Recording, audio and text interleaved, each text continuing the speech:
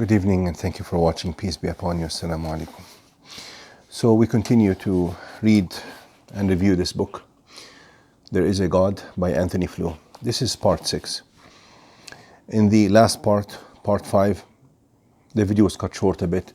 I was quoting Einstein, and his sayings indicate that he believed in God. Einstein indicated that he was studying science and the laws of nature with the aim of understanding the mind of God and the thoughts of God. I will bring you another quotation. Actually, this last quotation was from a book by Max Jammer called Einstein and Religion. Most of the quotations which I will quote from Einstein, one of the biggest, greatest minds in history, in the history of mankind, most of these quotations are from the book of Max Jammer, Einstein and Religion, but also some of the quotations from Einstein will be from his own autobiography, Albert Einstein's autobiography. It's very assuring to theists that some of the greatest minds in history are with them in the same stance, and that we theists follow these greatest minds in the history of mankind, that our thought process is sound and solid, and it concurs with the conclusions reached by the greatest minds and the pioneers of science and the most staunch of scholars. Another quotation from Einstein, he explicitly denies being an atheist and explicitly denies being a pantheist. I'll bring this quotation to you. In the last video, I had mentioned that it is true that when we look in depth into the laws of nature, or we just ponder in this creation and reflect, we can learn something about the wisdom of God and some of the knowledge that God has profused and dispersed in this creation around us. But if somebody really wants to know the knowledge, really wants to know what God wants from us, and the knowledge that what God wants us to learn, and some of the wisdom of God, he should look both into this creation and understand it in depth, and at the same time he should examine the revelations that came from God, because those revelations are basically the direct words coming from God, but only if those revelations are preserved and sound and untampered with. So if somebody wants to reach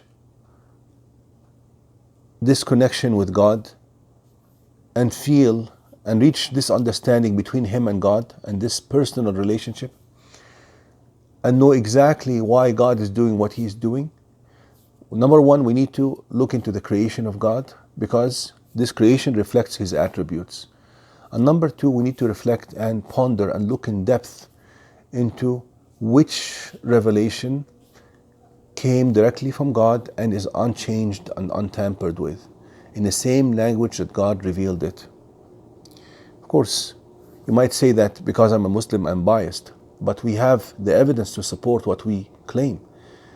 The Quran is the only revelation from God that is preserved in the original language, spoken to the Prophet by the angel Gabriel.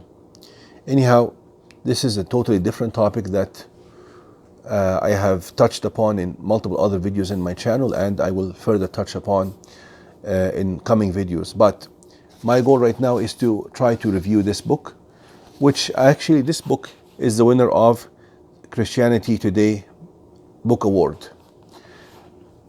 proving that there is a God and arguing for the case of the existence of God is a common goal between all theists.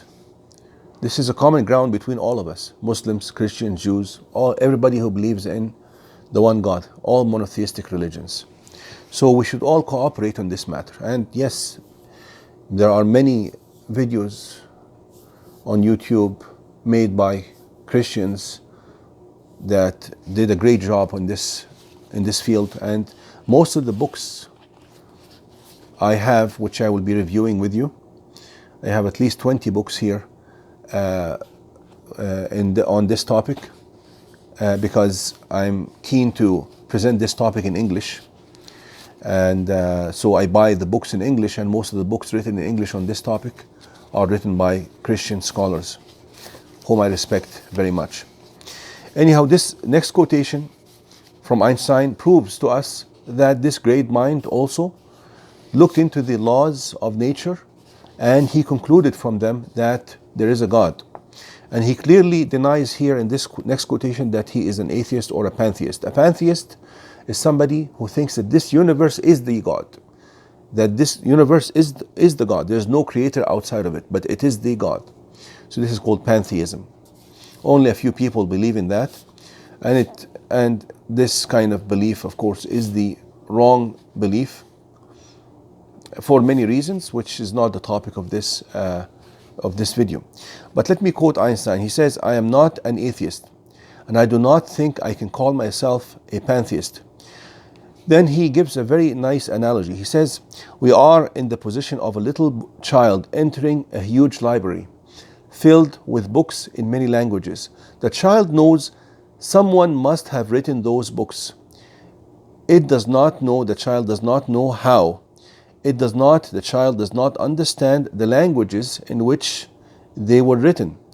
The child dimly suspects a mysterious order in the arrangement of the books, but doesn't know what it is. This universe is vast, it is complex, it's beyond our comprehension. We should humble ourselves when we look at this magnificent creation of God, with all the science and knowledge that God has profused in it and displayed within it. This should humble us, because this universe reflects the attributes of a magnificent creator who has unlimited power, unlimited knowledge, unlimited wisdom, unlimited awareness, unlimited reasoning, unlimited intelligence, and so on. He says here that so the child dimly suspects a mysterious order in the arrangement of the books, but doesn't know what it is. That, it seems to me, is the attitude of even the most intelligent human being toward God. To be humble. We see the universe, that's what Einstein says, we see the universe marvelously arranged and obeying certain laws. And this is the point that Anthony Flew is discussing in this chapter, and he's bringing these quotations from the greatest minds of history so as to support his argument. He says, we see the universe marvelously arranged and obeying certain laws, but only dimly understand the laws. Our limited minds grasp the mysterious force that moves the constellations. So we feel and we sense this mysterious force, but it is a very intelligent force as well, not a blind force. The laws that this force has placed in the universe can be mathematically expressed in equations, and they are very precise, and they are very complex. And there's an enormous and very complicated interplay between all these different laws. They go so much in harmony. Also, Einstein, here in another quotation, he protests against people who use his words to support atheism. He says, what really makes me angry is that people who say there is no God quote me for support of their views. Wow.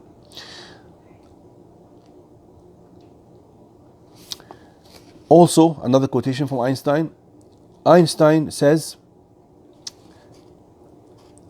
that God manifests himself in the laws of the universe as a spirit, vastly superior to that of man, and one in the face of which we, with our modest powers, must feel humble.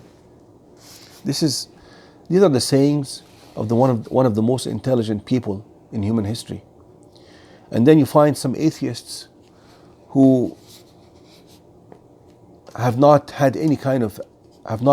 completed any kind of academic studies and don't know much about sciences or even religion, boldly claiming that there is no God.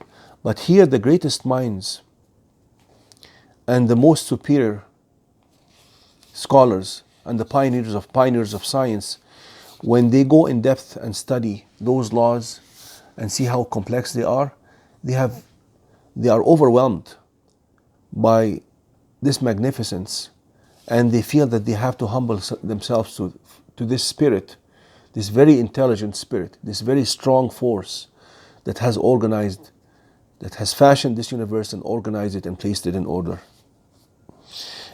I will quote a little bit more from Einstein. Einstein also says, "I have never found a better expression than religious for this trust in the rational nature of reality and of its peculiar accessibility to human mind. Where this trust is lacking, science degenerates into an uninspired procedure." Here, he makes another point, that not only are there laws in this universe that govern this universe, but these laws are understandable. Whoever placed them and organized this universe and made it work according to these laws wanted us to learn them, to see them, to observe them, to comprehend them, so that they lead us to a better life, so that we can interact with this universe in a proper way, but also so that those laws that we can comprehend and understand lead us to the one who put them in place. Lead us to God's wisdom, to God's knowledge, to God's reasoning, to God's intelligence. Lead us to know that there is someone behind this creation. I will stop here and we will continue in coming videos. Thank you.